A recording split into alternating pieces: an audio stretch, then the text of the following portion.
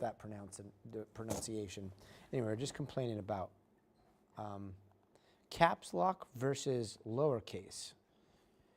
The good old anchor debate. Anchor studio debate. No sound. Default. Default? Can you hear me now? They'd only need one, and there would be no more Israel. Think of it, baby. You got the best, the most important thing that you were asking for is that. So I think they're happy. So right now we're going through some of the different moments from that press conference in France a little bit earlier. Then the president went to Versailles to eat dinner with Macron, and now, all of a sudden, digitally, the memo of understanding has been signed with Iran. So, oh my God.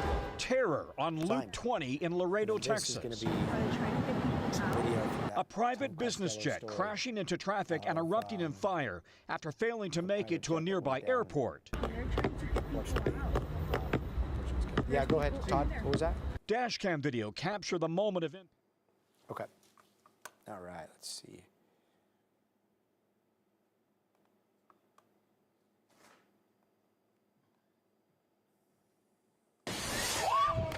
Growing outrage tonight over the death of a 1-year-old at the hands of police. Protesters met with tear gas outside the... Growing outrage tonight over the death of a 1-year-old at the hands of police.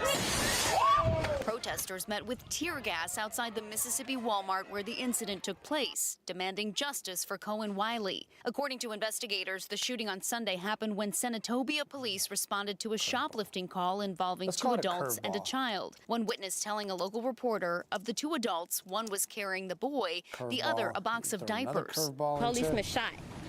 Open fire. Throw another curveball into how this could work. Iran keeping Trump also appearing to defend housework, nothing but housework. Iran keeping some ballistic missiles.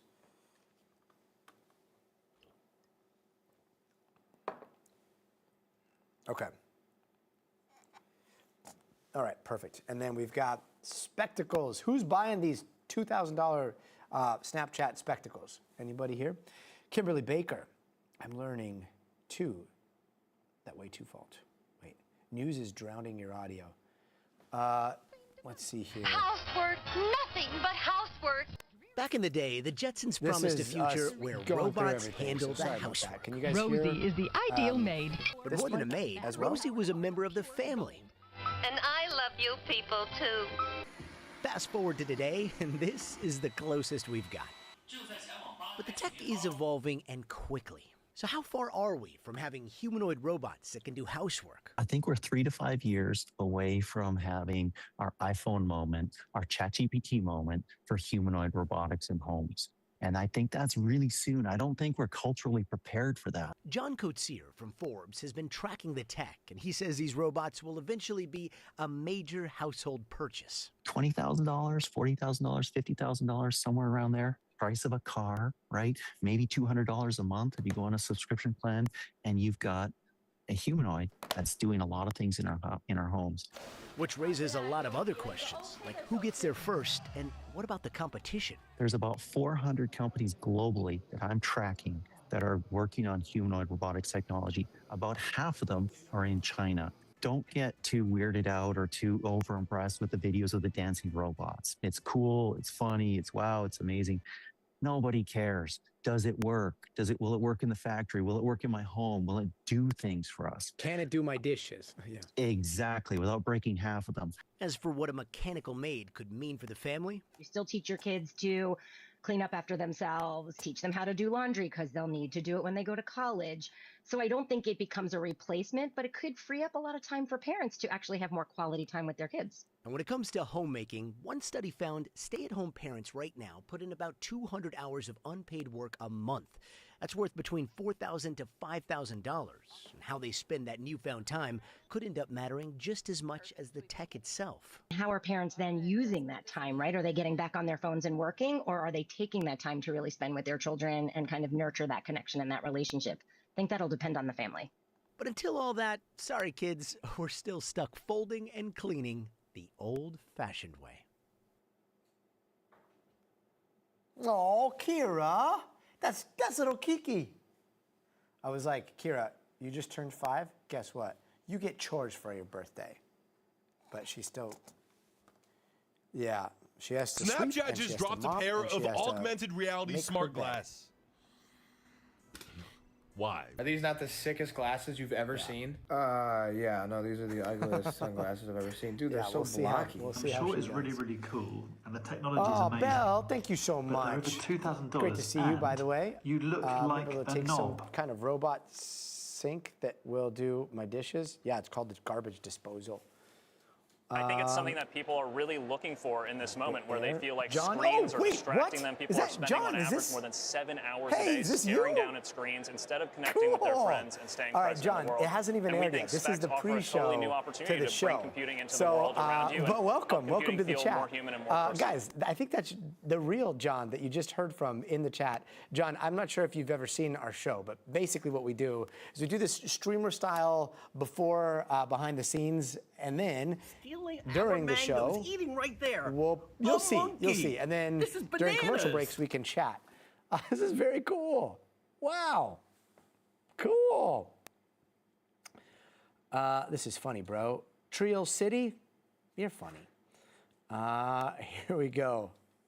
Yes, Barry, that's a very good question. So a lot of times, like we do this ahead of time today, we're kind of jamming up into the last minute. We've got some breaking news happening here in Los Angeles. So what we're doing right now is we are putting together the edits, and sometimes I can pop that up while we're waiting, and then you can see what's happening in preview out there in New York. So above me, that is the control room at 30 Rock, New York City, heart of Manhattan. Down here, this is Universal Studios. This little camera right here, this is my iPad. So we have rigged it up so that you can kind of watch the behind the scenes from my iPad. And then in just a bit, over on this side, you're gonna see the show, the full show pop up. Sometimes I'll go picture in picture, sometimes I'll pop up the main, and sometimes you'll just see the full main. This is the studio. So we got the fellas over there. Robots aren't taking our jobs. No, we're still using Ronins. This is the reporter that we're going to out there at one of the fires, and we're gonna be going to her pretty soon. But we're gonna first start with this big breaking news out of Europe and out of, well, France and Versailles. So that's what's happening right now. Trio City. Aw, thanks. We've been trying. It's all about two-way street, man. I can't tell you how often we see something in the comment section and then it becomes a story because we didn't even hear about it. And all of a sudden, we put it out here and it grows. It's great. The stream is a production person's dream, I'm sure. I hope so, Barry. That's good to know. Glasgow, nice to see you.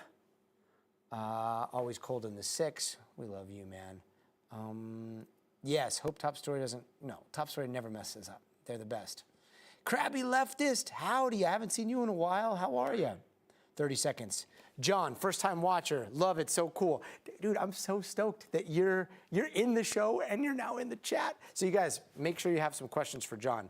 We're about 15 seconds away. So if you're on the East Coast, this airs at 8 o'clock. If you're on the West Coast, this airs at 5 o'clock, and it'll re-air at 8 o'clock here on the West Coast. But yeah, here we go. Going B to G. B to G. Have a good show. Have a good show. Have a good show, chat. 4, 3.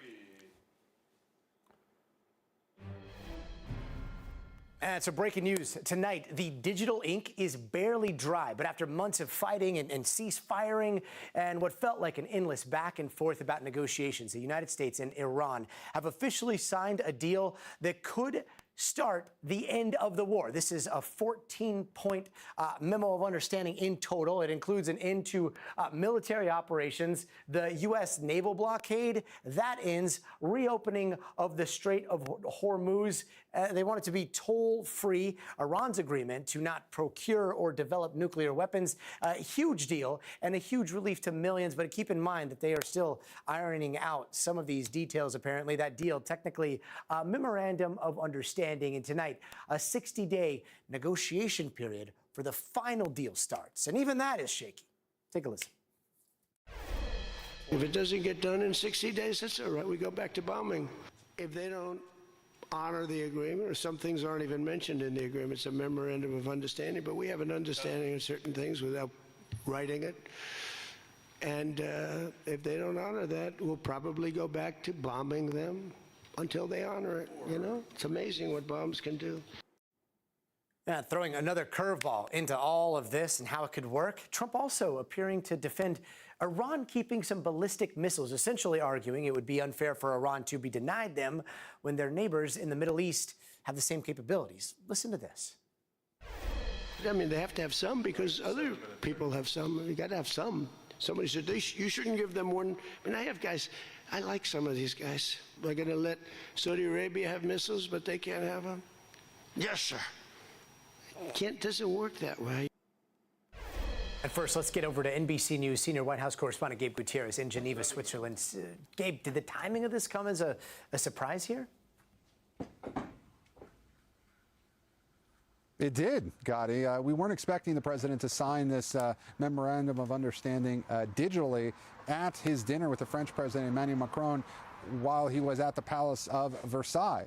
We learned about it late this evening. 2 U.S. officials confirmed that he had signed. And then our main question was, Gotti, why did this have to happen tonight when, one, we thought it had already been signed on Sunday by the top members of the administration, and we then thought it was going to happen at a formal signing ceremony that was going to be attended by Vice President Vance on Friday here in Switzerland. Well, as we understand it now, according to a U.S. official, the president signed it tonight digitally because he had not signed it himself on Sunday. He had only been there to witness it. This agreement, the memorandum of understanding, had been signed by the vice president as well as Iran's parliament speaker on Sunday. Tonight, it was signed by the president of the United States and the president of Iran. And as we understand it, Gotti, even though a lot of details of this still remain up in the air, we understand that the vice president's trip here to Switzerland on Friday is still on, presumably in a ceremonial capacity. But as you can imagine, a little confusing about the details on why it was necessary to sign it again. In any case, it has been signed, and now this 60-day window to negotiate some of these finer points on the future of Iran's nuclear program, that window is now in effect, Gotti. Yeah, it makes you wonder whether the Versailles of it all had anything to do with this, but that's, I guess, yet to be seen. Meanwhile, this deal states that Iran is not going to develop or procure nuclear weapons. Is that definitive here?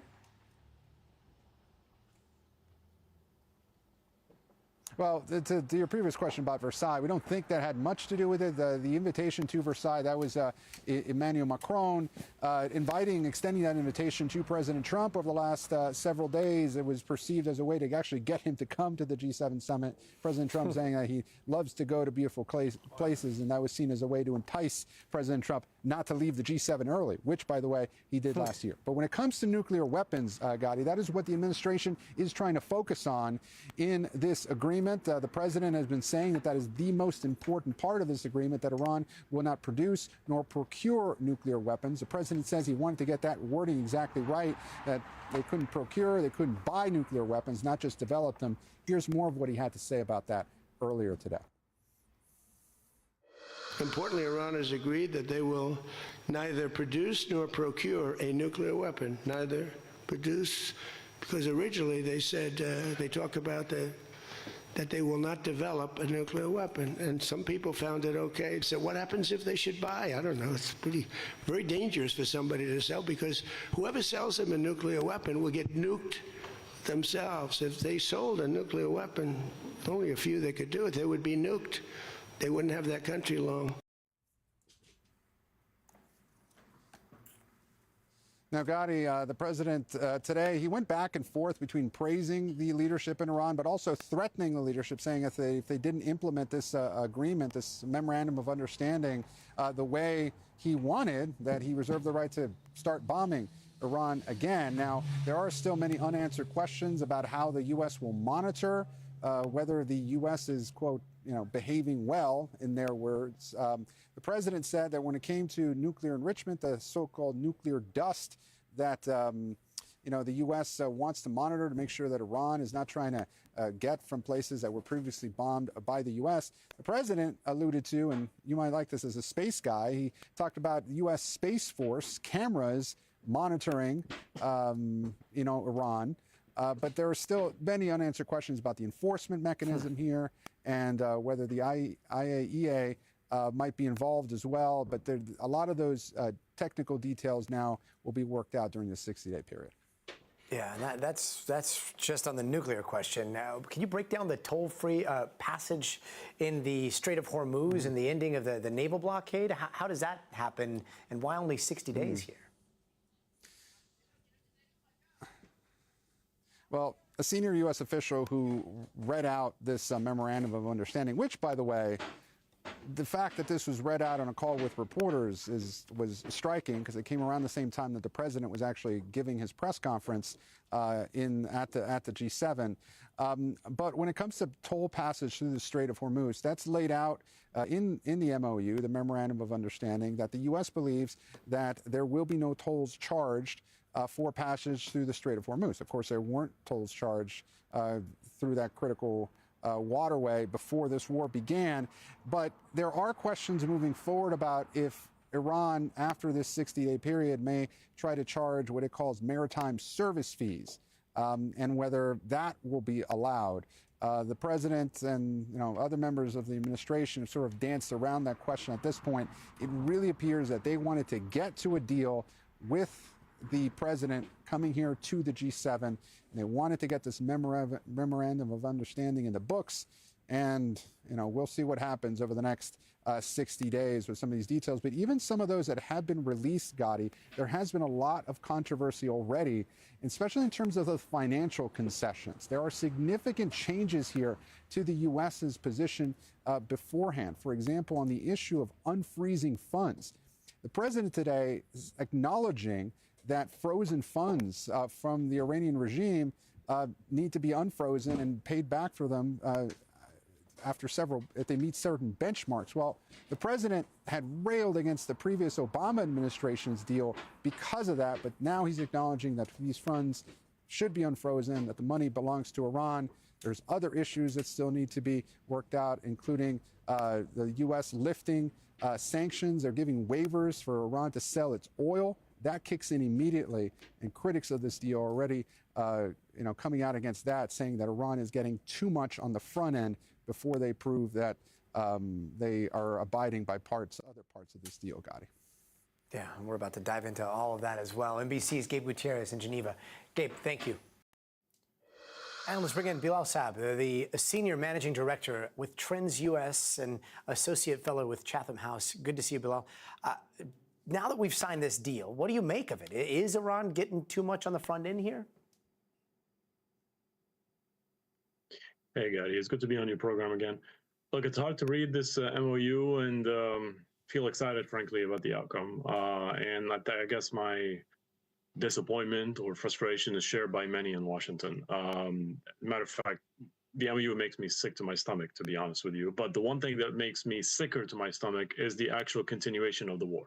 So in a nutshell, this is essentially President Trump cutting his losses and letting reality kick in and realizing that many of the lofty, ambitious goals that he set out for himself prior to a single shot getting fired were simply unreachable.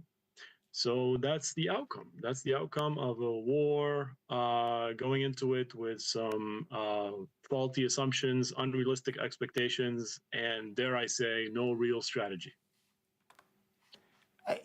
One of the things that has caught the attention of a lot of people, they've been playing it over and over again, is what he said about ballistic missiles in particular. And I want to know, how is that going to be seen by the greater Middle East region as a whole?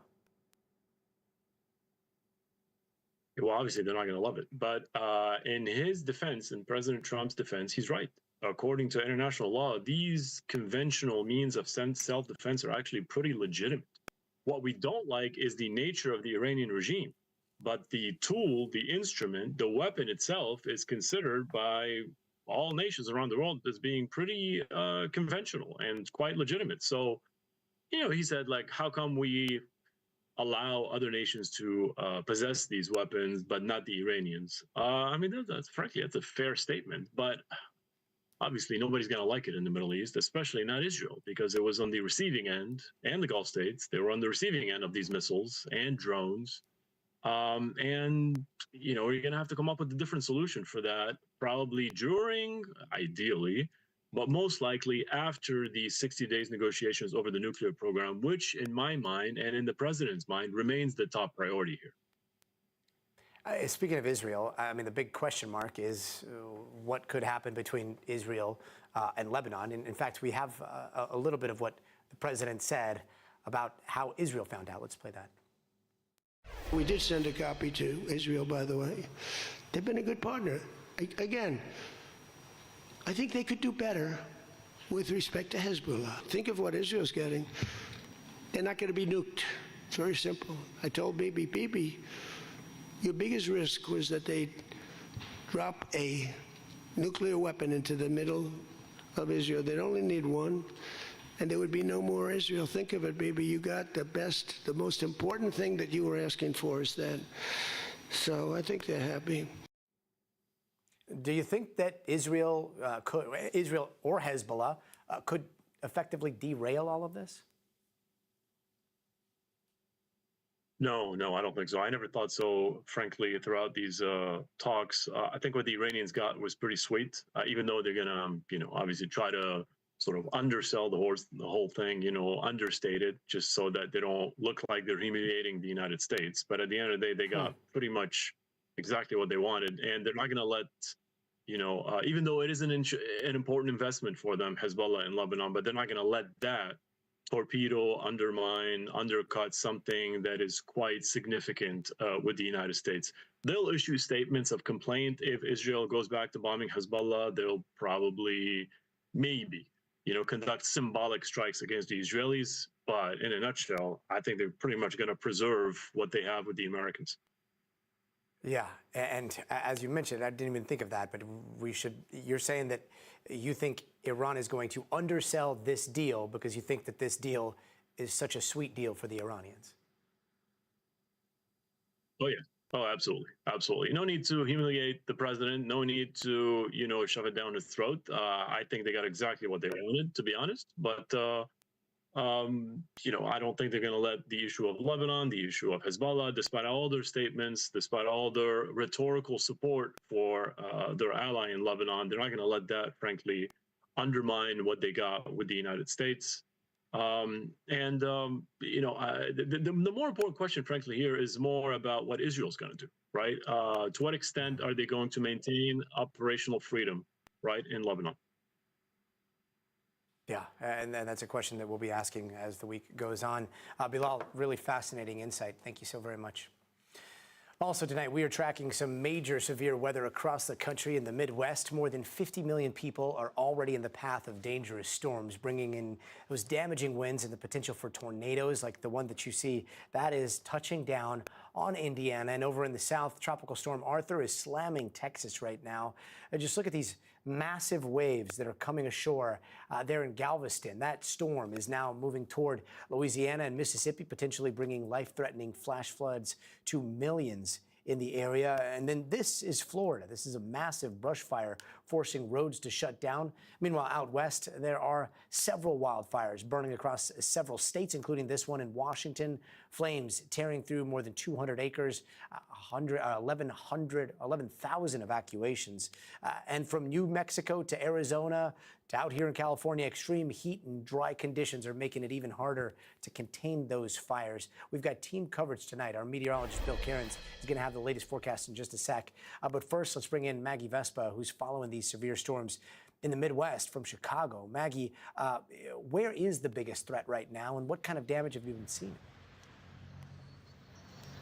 Yeah, Gotti, I mean, the threat is on the move as we speak. I know Bill's been tracking out to let him kind of nail it down, but effectively it's south of us, kind of in central Illinois. Meanwhile, in Chicago, we have scenes of damage like this after a brutal week of storms. Look at this massive tree just pulled out of the ground by its roots. Look how big those roots are. They're incredibly thick. And then you walk along and you can see how tall this thing is, and parts of it snapped in half on the way down. That tree back there snapped in half as well. I mean, Chicago is basically a mess right now. It's been a mess across much of the Midwest. We've seen tornadoes yesterday in Indiana. Today it's Illinois that's getting hit really hard, among other states. We've also seen tornadoes as far south as Alabama as well, with strong straight line winds and a ton of rain this morning. We've had kind of sporadic flooding across the Chicago area as well. So, I mean, God, people in the Midwest and more broadly than that, really across the country, are just kind of exhausted by weather like this. And obviously tonight, it's still raging across several states. Yeah, tonight's still raging, and obviously tornadoes at night are one of the worst case scenarios. How are people preparing? Well, cleaning up the damage as best they can and really just hoping, frankly, that they're not in the line of fire this time. I mean, I'll tell you, I'm from Central Illinois. I have family in Peoria, and they were in a hotel last week amid storms there because they lost power. And then cut to today, I'm talking to my mom on the phone saying, you know, are you booking a hotel again for tonight? Are you worried about it tonight? And she said, well, we would go to a hotel, but nobody knows where it's going to hit. So all you can really do, and people in the Midwest are used to this, unfortunately, is wait to hear if the sirens ring in your area, wait to hear if those alarms go off, and then take shelter as best as you can. Meanwhile, hoping that, you know, damage like this isn't picked up and thrown by those severe winds. It's a really dangerous situation. Yeah, Maggie Vespa, thank you so much. And for what's ahead, let's bring in Bill Cairns for the latest forecast. Bill, we're watching this tropical storm Arthur. Where do you see this storm moving over the next few days? Yeah, so we got the problems with Arthur, we got the problems with the severe weather, and you showed those pictures. I mean, that fire in Miami is huge, and then we have, you know, the horrific story from the upriver fire near Spokane that already burned 15 homes. There's people missing that are unaccounted for, so it's a lot of breaking stuff going on. So I'm going to start first, Gotti, here with the areas of severe weather that we're dealing with. We're still in the middle of this event. We still have likely tornadoes that are causing problems out there. Some of the worst of it is going to be in areas of central Illinois. That's where we have our tornado watch. That's up for Indianapolis until 1 a.m. You mentioned how scary nighttime tornadoes are. You know, going to sleep when you have a chance of a big tornado hitting you and your family is a difficult proposition. And then this tornado watch for St. Louis goes till about 10 p.m. We know in the last hour we had one pretty big tornado on the ground near Charleston, Illinois, and that was with this storm right here. So I'll go zoom in a little closer on that. Storm spotters on the ground saw the tornado. It became rain wrapped, so then they couldn't see it anymore, but it went right over the top here of Charleston. And now if there's a tornado, it would be somewhere in this vicinity. So again, this is currently radar indicated because the storm chasers can't see it anymore, but crossing Interstate 70 here shortly. We have another tornado warning out here. This is in Illinois. This is near Taylorville, and this will be heading towards just north of Locust about next half hour. So this was also observed. So we have numerous spots where tornadoes are on the ground. Tomorrow, the severe weather threat is not as great. We're not going to expect tornadoes, but we will see a strong line of storms possible. All of New England, back down to New York City, Washington, D.C. Hail risk is low, too, but gusty, strong winds. And some of these storms could go through when the Knicks are having their ticker tape parade, too, which could make things difficult. And as far as Arthur goes, we're going to see what happens tonight, Gotti. The storm's moving onshore, but the storm's weak with the wind. But all of this torrential rain is going to be heading into Louisiana and Mississippi. If we're going to get some significant flash flooding, it would be tonight near New Orleans and then tomorrow in Mississippi and Alabama. Some areas have already picked up 8 inches of rain in the last couple days, and they could see an additional 3 to 6 inches. So we'll watch that all day tomorrow, along with all those fires and problems in the West, too. Yeah, Bill Cairns, thanks so much. I want to bring in KHQ reporter Belle Lewis, who is on the ground in Spokane, Washington, watching some of the fires out west. So, Belle, what's the latest on the ground where you are, and what's containment looking like? Absolutely. Containment is sitting right around 10%, and that 10% mostly focused on protecting those homes. This fire, again, close to a lot of area, a lot of evacuations that we've seen. I'm actually behind a fire line here east of pretty much the main burn on Beacon Hills, and I want to show you what's kind of been happening in our area, starting with just right down here. You can see this red retardant that's been sprayed all over the area, looking to slow down any burn that might happen, make sure that they can get in those dozer lines and protect the houses that are in this area. Of course, hearing from the sheriff's department that 15 structures have burned and potentially damaged to a lot more. And I want to go ahead and show you just the scale of the damage to this area, just the burn scar. I'm told that the fire came, swept down towards the neighborhoods that are just a little ways away from here. You can see that blackened earth. That's where those fast burning fuels live. They go up really fast, and so that fire can be really quickly moving, and that wasn't helped by the wind that we were seeing in the area. Now, luckily, that wind has tamped down over the day. More fire crews have been walking this area before we were really seeing those water drops, those fire retardant drops. But now this is really focused on getting into this area, taking a look at any potential hot spots, making sure the wind can't start another blaze and risk even more homes. But of course, those evacuation notices are still in place as of right now. And those evacuation orders, I mean, if the winds continue to stay low, any relief? Well, that's what we're waiting on. Actually, right as we speak, basically, they are taking a look at those evacuation orders, seeing what they can adjust and if people will be allowed back into their homes. They have been escorting people into the level 3 evacuations, which are go now evacuations, letting them get things like medication. But for many of the folks, including the 15 that may have lost their homes, they haven't been able to get in to take a look at or evaluate those properties. That's what they're taking a look at right now. Reporting in Spokane, I'm Belle Lewis, Nonstop Local. Belle, thank you so much for that report. Meanwhile, there is a fire here in Los Angeles that is burning, and there's a shelter in place in effect out in the Boyle Heights neighborhood. I want to show you this video because it is pretty striking. It's a commercial building that's on fire. The fire department says it is releasing hazardous materials into the neighborhood. You see those solar panels moving, burning there. People are being advised to go inside, close their windows, and turn off air conditioning units if you have them. LAPD is issuing a citywide tactical alert. Now, the fire department has been trying to put out the fire with water drops. In fact, that's one of them that you see right there. Our NBC station here in Los Angeles is above the fire. Here's what they said just moments ago.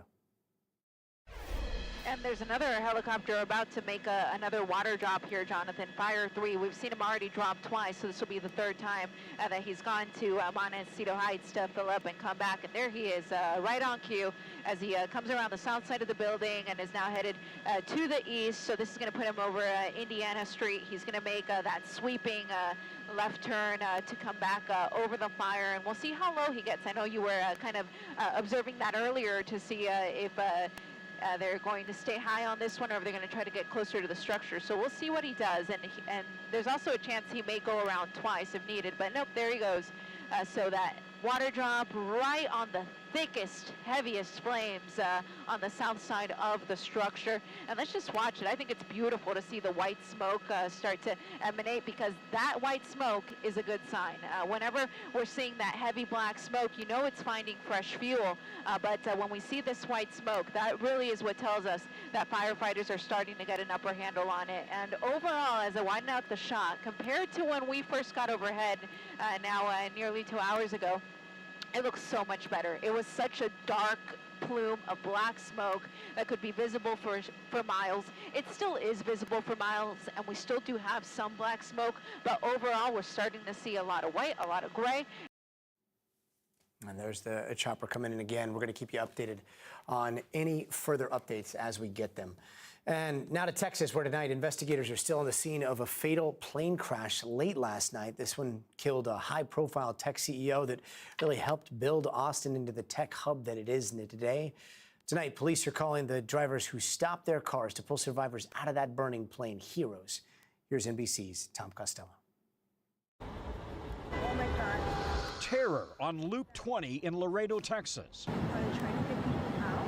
A private business jet crashing into traffic and erupting in fire after failing to make it to a nearby airport. They're trying to get people out.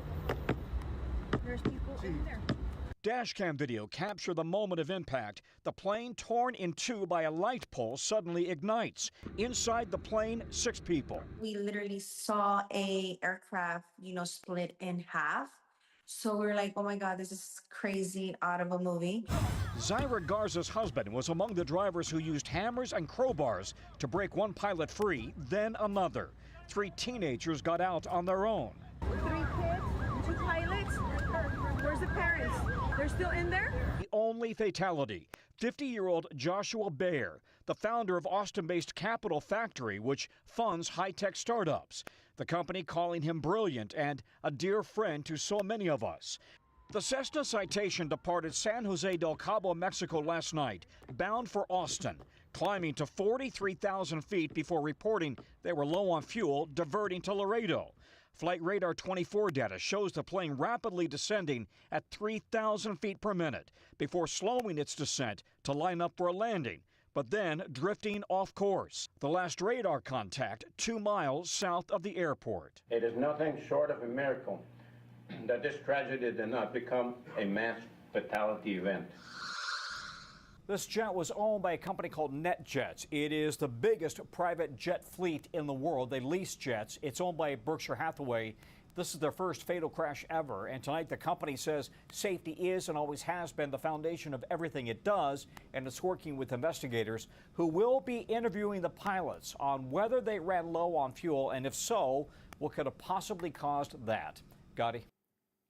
Tom Costello, thank you. And don't go anywhere. Coming up next, looks like Luigi Mangioni's team is planning to argue he was suffering something called extreme emotional disturbance in the killing of the United Healthcare CEO. What that means coming up. Plus, you can now go to college for a degree in artificial intelligence. We're talking to a professor leading the first of its kind program. And also, if you see this QR code, feel free to scan through. You can chat with us live. It's happening right now. You can let us know your thoughts all hour long. That takes you behind the scenes, streaming on YouTube, TikTok, and Twitch. Come on by.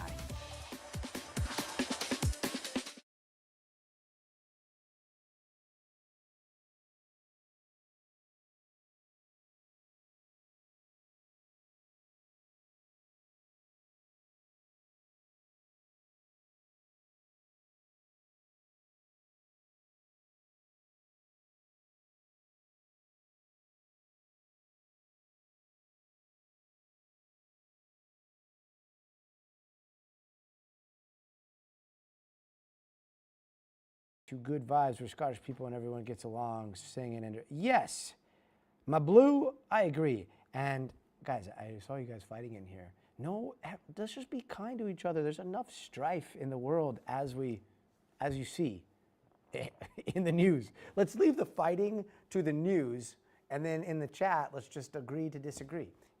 Whoever you support, however you see the world, at least we're all in this chat together, right? Fish Cookie, can you hear me now? Hello? I thought I unmuted. 1 minute. Audio. We're good now. Okay, good.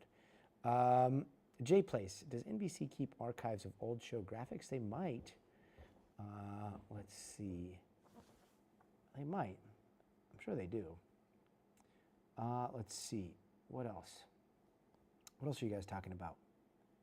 We literally know about cloud seeding, and they can help produce humidity, clouds, rain. That's true in the sense that they can produce localized rain in pretty small amounts of, usually it's snow. We talked to this really fascinating company called Rainmaker, and yeah, they're on contract. They've got government contracts, and they've got big ski resort contracts for making precipitation, mostly in basins. But it's pretty localized, happens a couple hours after the seeding operation, and then it somewhat dissipates.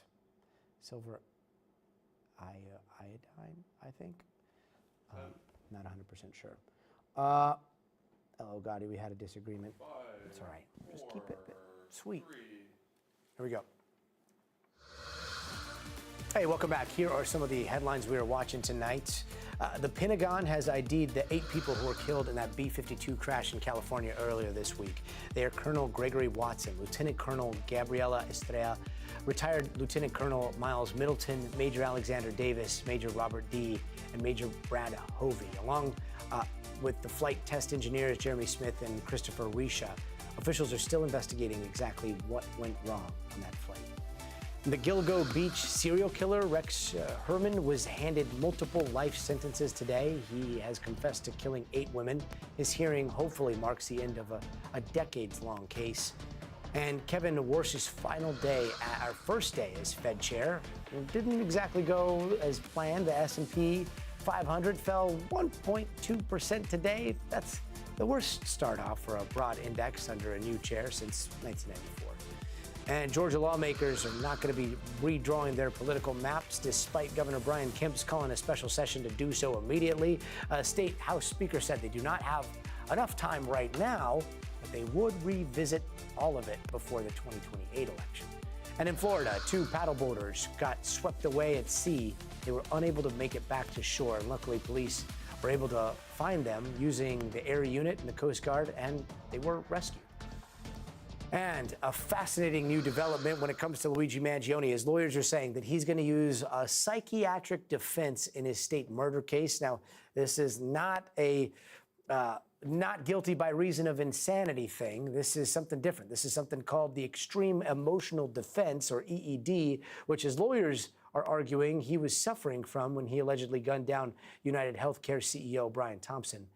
If they're able to prove that is the case, then Mangione's second-degree murder charge could be reduced to first-degree manslaughter if convicted. But exactly what is this defense, and what are the chances it's going to work here? Let's bring in NBC News legal analyst Danny Savalos to talk a little bit more about this. Danny, great to see you. So this is not an insanity plea, but Luigi's team, they're arguing extreme emotional disturbance. What is the difference here?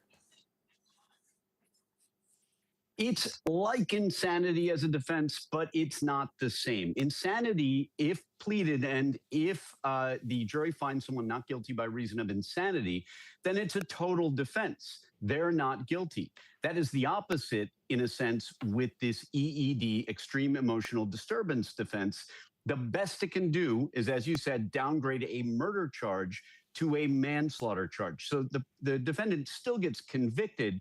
They just get a slightly lesser sentence. I say slightly, but I mean, it is a significant reduction. But it comes with a very large risk, which is that the defendant has to admit to the killing. You can't plead extreme emotional disturbance and then say, but I also didn't do it.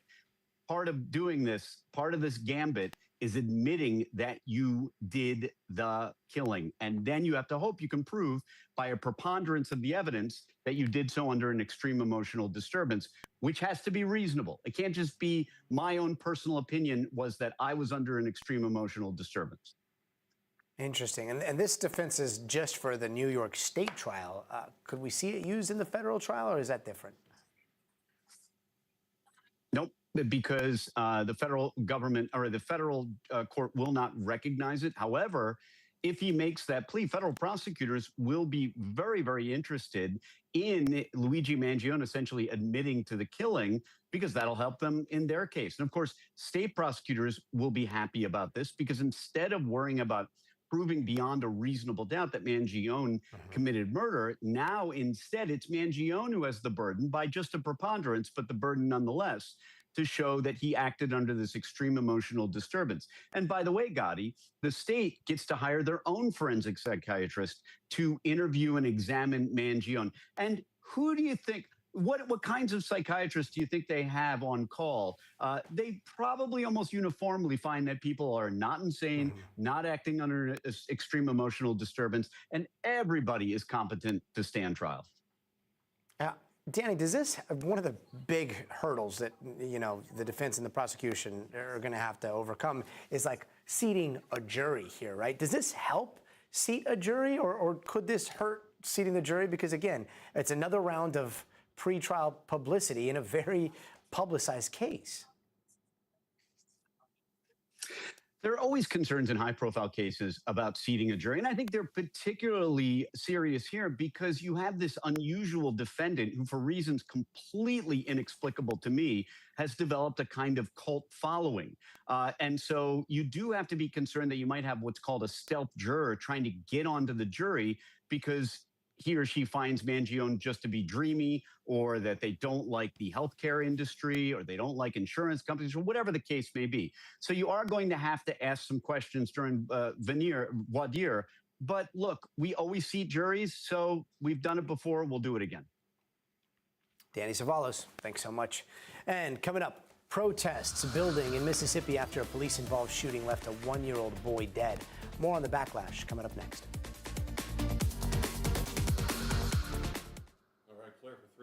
3 minutes, cool. Let's see, Krabby Leftist. Interesting defense, sounds like a last resort. It does sound like a, a last resort. Because as you heard Danny say, they basically have to admit, okay, See reverse, isn't it? did it under this, All good. you know, it sounds like a lesser version of temporary insanity, but very interesting stuff. One call it an American tradition from Chicago. That is a pretty astute observation on parts of American culture. Binks the cat. I think you're right in a lot of ways. Let's see. My blue. How'd you do his grocery? Tell me more. I want to hear more about that if you're still on. 2 minutes. Are you at the Arsenal, like Arsenal in Alabama? 2 minutes. We got 2 minutes still. And coming up, we're going to be talking about that police shooting that left a 1-year-old dead, as you just heard. And then we are going to be moving into the future stuff. I don't know if you guys saw AR glasses. Anybody going to buy them? Because we got Joanna Stern, who's going to give us her take. And then we're also getting into parenting and robotics. This is a really good story. So we can't wait for that one. That's going to be a lot of fun. John is, he was in the chat, but you're going to see him pop up in the most picturesque background, you know, I think it was a conference that he was at. You know, I thought it was one of those computer backgrounds that you can throw up when you're on Zoom. It was not. It was real life. So can't wait for you guys to see that. Also, my daughter makes a cameo. Let's see. Yeah, I would love to see that. Historical lens helps me keep, yeah. Historical lens, I mean, you know, definitely rhymes.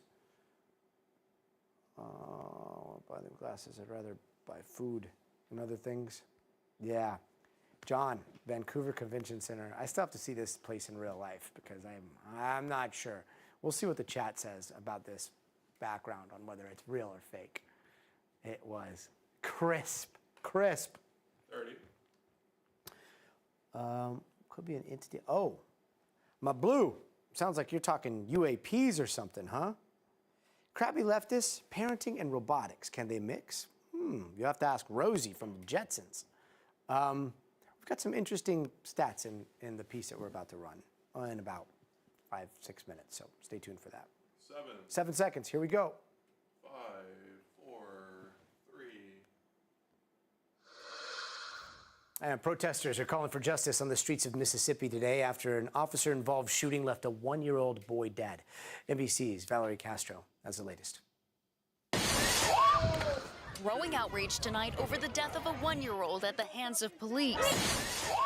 Protesters met with tear gas outside the Mississippi Walmart where the incident took place, demanding justice for Cohen Wiley. According to investigators, the shooting on Sunday happened when Senatobia police responded to a shoplifting call involving 2 adults and a child. One witness telling a local reporter of the 2 adults, one was carrying the boy, the other a box of diapers. Policeman shot, opened fire in a public setting over allegedly some Pampers. Authorities say the adults, now identified by the family's lawyer as the boy's mother and her friend, tried to get away, driving toward and nearly hitting an officer.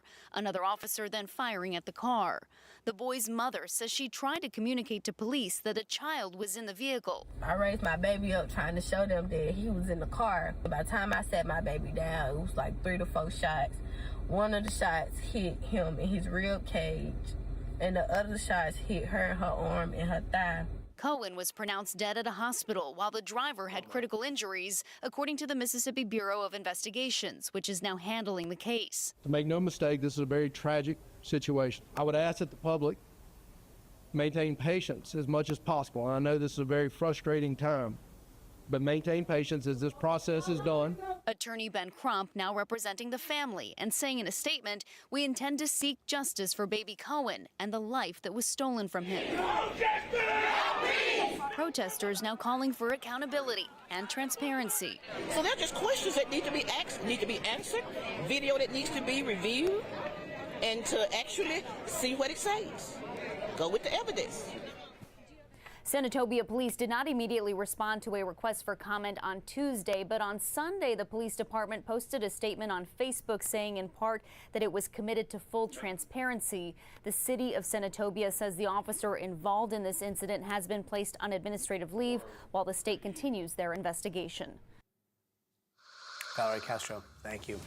And coming up in the future of everything, a look at Snap's new augmented reality glasses, which already have the internet buzzing. More of that ahead, so stay tuned. Claire, 90. 90 seconds, okay. 90 seconds. Okay, let's see, the defense attorney. Position G. If you look to the right-hand side, you'll see a drone flashing like it was, let me see what you're doing. Small. Wait, hold on. Are you talking about a UAP? It literally goes for a small white orb to an expanded electric blue ball recorded by an iPhone 2020. It didn't change the set. Wait, you got to send me this, my blue. And this was by was it the Arsenal in Alabama? 1 minute. I mean, could it be like ball lightning? Because that's always a possibility, right? Yeah, ball lightning. I mean, it sounds kind of like ball lightning, but who knows? The universe is a huge place, and you know me. Actually, I don't know if you know me, but if you 30. don't, yeah, I love this stuff. Okay, can you send me are you on TikTok? Yeah, send me a DM. For some reason, my DMs are not going through, but send me a DM on, I'll try to find you on TikTok after this. All right, 20 seconds, here we go. Very, very interesting. Yeah, can't wait to get to the bottom of all this. Hey, thanks for telling me that. That's great. All right, let's talk AI, guys. Oh, can you hit full show on that? Okay. And tonight, in the future of everything, some people are skipping college, going straight into AI, right? Others are using AI to help them with college, but now students can go to college for an AI degree. We are talking computer science with a specialty in AI, or a bachelor's or a master's degree fully dedicated to AI. But is this just like when people were saying everyone should learn how to code and then vibe coding came along? Let's bring in Professor Reed Simmons, who is the director of the undergrad AI program at Carnegie Mellon University, which is the first program of its kind. Great to see you, Professor. AI is something that moves so fast. I mean, can these courses keep up? 4 years is literally a lifetime for some of these frontier models, right? So that's definitely correct. But just like almost any other field, there are foundational concepts that need to be learned. And those foundational concepts don't change with evolving technology. So what we're trying to do is teach students those basic foundations and how to adopt and adapt to changes in the technologies once they get out of college, because that's inevitable, not just in the 4 years that they're going to be here, but in everyday life after they get out of college. So they need to be able to understand the basics in order to be able to adapt. Yeah, that makes sense. But it's hard to imagine something overtaking AI or what the next thing is going to be. But when coding was the newest, hottest thing, everybody thought that would be the degree to get. Now, the job market for coders, all of a sudden, and it's just basic coders here, is looking pretty bleak. Do you think that could happen with AI degrees? So what I like to say is that all jobs consist of a number of tasks. And people who get into computer science or software engineers or AI engineers, machine learning engineers, coding is just one part of that task, one part of those jobs. And AI can help them with those tasks and free them to do things that humans do much better than AI at this point, such as design, debugging, validation. And so basically, like the introduction of almost any technology, such as, let's say, word processors or transcribers, we're able to, the software engineers are able to be more effective, more efficient in their jobs by having this particular task being helped by AI. It's so interesting because AI is one of these things where you have the most highly technical when you get into machine learning and reinforcement and all those things. And then you have things like prompt engineering, which is how to talk to a computer to get it to do what you want it to do. What do you think would surprise people the most about a program like this? That how technical it is, how rigorous it is. I mean, we're teaching them basic fundamentals, not just of artificial intelligence, but of computer science, math, statistics, human computer interaction, ethics. It's a very interdisciplinary, multidisciplinary program. And I think people would be surprised at just how expansive the program is in terms of what we teach the students. Interesting. And okay, final question I have to ask you, because we love the existential here. Do you think as a college professor, like that at some point in the medium to long future here, AI could pose an existential threat to the whole idea of degrees in colleges? No. People are always going to be part of this. One of the things that's very important in our degree program, in most AI degree programs that are out there, is that the AI is being used to help people, not to replace people. And so in our program and other programs, it's very important to look at how AI interacts with people, the ethics of AI. These are very important topics. And I think that it's going to help people do what they want to do in much better ways. An existential threat, I mean, any technology could be used badly by bad people, but as long as we put sufficient guardrails on the AI, which companies and the universities and the government are doing, then I think we are all going to be much better for AI being in our lives. From your lips to hopefully all of your students' ears as they build the future that we will all live in very soon. Professor Reed Simmons, really appreciate your time. Thank you. And as humanoid robots learn to fold laundry, do dishes, dance, more people are maybe warming up to the idea of a robot roommate. But just how close are we to introducing a new mechanical member of the family? Well, we sat down with some experts to break down what these robots could actually do and what tasks parents might hand off to free up some family time. Housework, nothing but housework. Back in the day, the Jetsons promised a future where robots handle the housework. Rosie is the ideal maid. But more than a maid, Rosie was a member of the family. And I love you people too. Fast forward to today, and this is the closest we've got.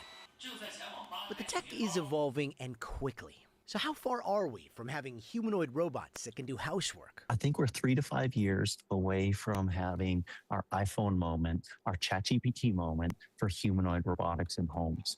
And I think that's really soon. I don't think we're culturally prepared for that. John Coetzee from Forbes has been tracking the tech, and he says these robots will eventually be a major household purchase. $20,000, $40,000, $50,000, somewhere around there. Price of a car, right? Maybe $200 a month if you go on a subscription plan, and you've got a humanoid that's doing a lot of things in our homes. Which raises a lot of other questions, like who gets there first, and what about the competition? There's about 400 companies globally that I'm tracking that are working on humanoid robotics technology. About half of them are in China. Don't get too weirded out or too over-impressed with the videos of the dancing robots. It's cool, it's funny, it's wow, it's amazing. Nobody cares. Does it work? Will it work in the factory? Will it work in my home? Will it do things for us? Can it do my dishes? Yeah. Exactly, without breaking half of them. As for what a mechanical maid could mean for the family? You still teach your kids to clean up after themselves, teach them how to do laundry because they'll need to do it when they go to college. So I don't think it becomes a replacement, but it could free up a lot of time for parents to actually have more quality time with their kids. And when it comes to homemaking, one study found stay-at-home parents right now put in about 200 hours of unpaid work a month. That's worth between $4,000 to $5,000. And how they spend that newfound time could end up mattering just as much as the tech itself. How are parents then using that time, right? Are they getting back on their phones and working, or are they taking that time to really spend with their children and kind of nurture that connection and that relationship? I think that'll depend on the family. But until all that, sorry kids, we're still stuck folding and cleaning the old-fashioned way. And yeah, that's my little daughter who got a Swiffer Sweeper for her 5th birthday because robots are not in our house yet.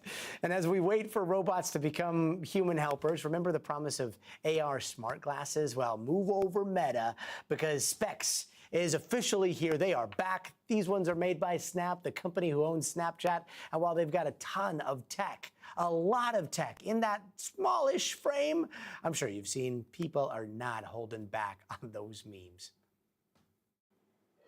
Snapchat just dropped a pair of augmented reality smart glass. Why? Are these not the sickest glasses you've ever seen? Yeah, no, these are the ugliest sunglasses I've ever seen. Dude, they're so blocky. I'm sure it's really, really cool, and the technology is amazing, but they're over $2,000, and you look like a knob.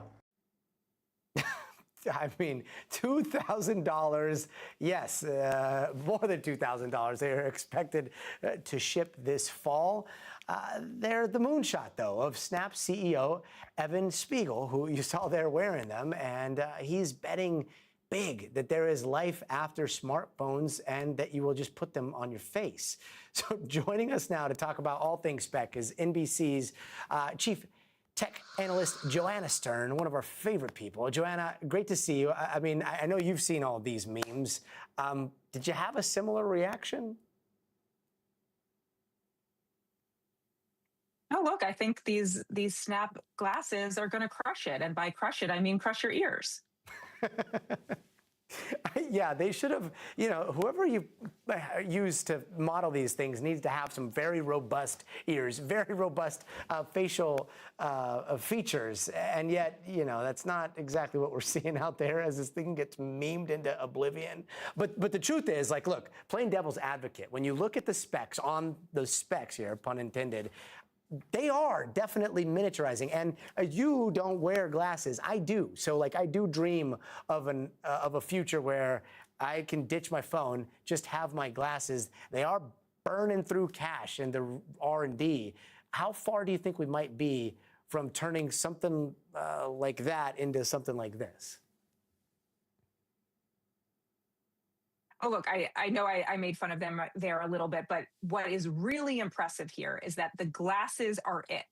Now, typically, what I mean by that is that typically in the past, when you've had augmented reality glasses like this, you've had to have a little, either a wire or a wireless puck or some sort of connected device to the glasses that have both the computer inside, the processor, the RAM, all of the type of power that's powering the glasses here and the battery inside. But what Snap is doing here is they're saying, we have miniaturized all of that into these glasses. And yes, we have all the memes and everyone laughing at them, but the progress of where they have gotten in the last couple of years by taking it all from that puck, from a different device and putting it just in the glasses is pretty amazing. Now, that's what all these companies are working on. Meta is doing the same. I got to test drive a pair of theirs last year. But again, they were putting the computing power into a device that sits on the table. And so this is where all these companies are looking to go. Snap and Evan Spiegel right now just brave enough to put it all out there on an actual stage and say, look at where we are right now. Yeah, he just put it right on his face. And again, you know, when you look at this and how far it has come from Snapchat again and again and again, releasing earlier iterations that didn't have any of this AR to what we're seeing today, like, it's pretty impressive on a technical, in the technical aspect. But Joanna, what did you think of the 7,000 patents that they announced that they have on this? Because Facebook copying Snap is a tale as old as social media. Like, could those patents, I don't know, keep Mark Zuckerberg at bay here? We could end up in a patent war and we could see these two companies going to legal battle over patents. But let's not minimize what Mark Zuckerberg and his team has been working on with the Meta Reality and the Reality Labs. Now they've pared back on that, but they have put billions of dollars into innovation, into smart glasses, into VR headsets, all of the things that they've seen. The Meta Ray-Bans have just been their first toe in the water. They have the Oculus and the Meta Quest headsets that they've always had. So there's a lot that Meta is doing, and I suspect they have their own number of patents. Yeah, they sure do. And, you know, I guess beauty is in the glasses of the beholder. Joanna Stern, thank you so much for being with us. Great to see you. It's in the eye. Yeah, we'll see. Still to come, why some World Cup fans are pointing the finger at StubHub, accusing the platform of selling them tickets that never existed. But first, you got to see this. One unexpected visitor is driving some people in Fort Lauderdale bananas. It's a mysterious monkey that's been caught on camera snacking on mangoes right off a tree in the backyard of former NBC News legend Carrie Sanders. Stealing our mangoes, eating right there. A monkey. This is bananas. Mango munching monkey has become a regular, making that tree his own buffet. Authorities still aren't sure where he came from, but he's definitely living the good life, just like Carrie. Apparently one mango at a time. Great to see you, Carrie. Miss you, bro. We'll be right back. All right. Wow, lots to talk about. Carrie Sanders. He's my correspondent idol, by the way.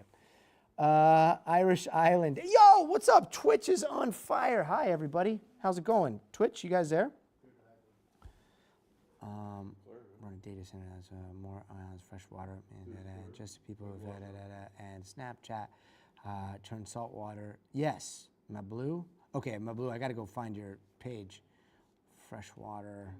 Speaking of self-hosted, Discord. Interesting.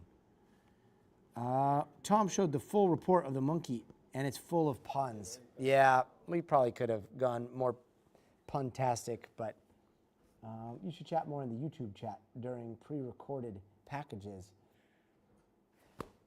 I would, but usually I have to monitor a couple of different things, but once I get better and better at this multitasking, I think I will. I think I'll do that. The truth is, look, as much as this is amazing, we can't keep taking our eye off the ball, which is the news. But Jay Place, yeah, let me try to get better at multitasking. What else? Tom showed the full report. The Irish Island in here. I thought we were best friends. Why are you watching? Who is that? I've never heard of something. Are you talking about Top Story? Because that's the only exception to the rule. And I think that is it. Love me some Celtics. Breath of fresh air. Okay, guys, the rest of the show is on tape.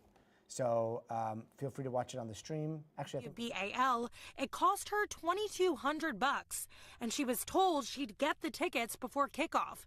Her kids couldn't wait. They were elated. They were ecstatic. But then, 3 days before the match, we got an email from StubHub saying that our seller could not deliver our tickets to us. She says StubHub offered her a refund, but said no replacement tickets were available on such short notice. She's not the only one. No explanation, no offering me other tickets or any kind of remedy. Stories just like Durgan's have been flooding social media in the first week of the World Cup. At 9 a.m., no ticket. And we just got a call from StubHub saying that our tickets are being refunded. Fans saying they paid thousands of dollars on resale platforms like StubHub for tickets that never came. We're on the chat with StubHub right now. Rosina Takuchi told the Dallas Observer her family spent $1,500 on tickets to see Japan play in Dallas. But on game day, the seller failed to deliver them. StubHub has some explaining to do. The challenge is that third-party resale tickets often aren't delivered until 24 to 48 hours before an event. Sometimes the sellers don't even have the tickets themselves before that. It leaves some buyers in limbo until the final hours before a match. And even if a refund is issued, it doesn't cover the cost of travel or missed memories. Now, I've taken time off of work, I've booked a plane ticket, I've booked a hotel, and now you threw our entire trip off? I'm pretty bummed out.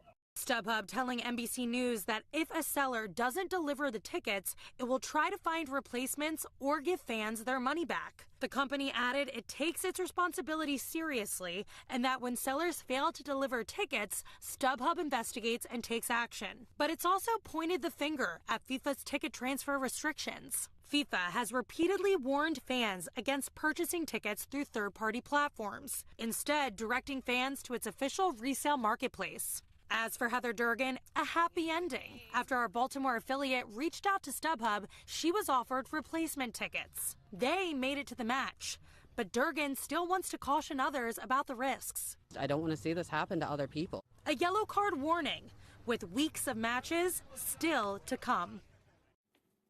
A yellow card indeed. Allie Canal, thank you so much. That's going to do it for us tonight. I'm Gotti Schwartz. We'll see you here tomorrow, but until then, stay tuned to NBC News Now.